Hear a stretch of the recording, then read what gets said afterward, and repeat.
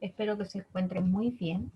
Hoy en esta cápsula de lenguaje seguiremos trabajando con el Leo primero de segundo básico y el poema La cigarra la hormiga. En esta oportunidad la actividad número 5.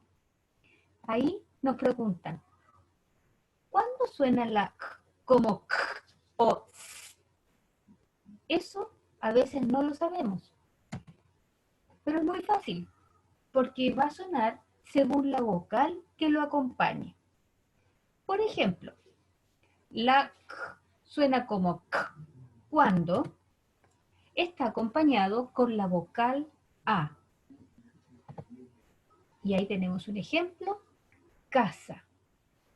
También suena como k cuando está acompañada con la vocal O.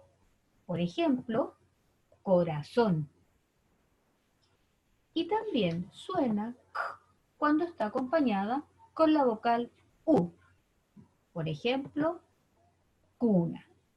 Entonces, la k suena como k cuando está acompañado con la A, casa, con la O, corazón, y con la U, cuna.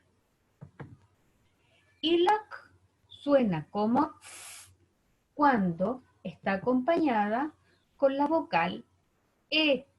Por ejemplo, cebolla. Y también con la vocal I.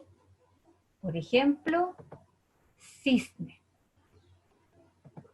Espero que con este video puedas recordar y así poder resolver la actividad número 5 para que se lo muestres a la profesora Claudia. Que estés muy bien y nos vemos y nos escuchamos en una próxima cápsula.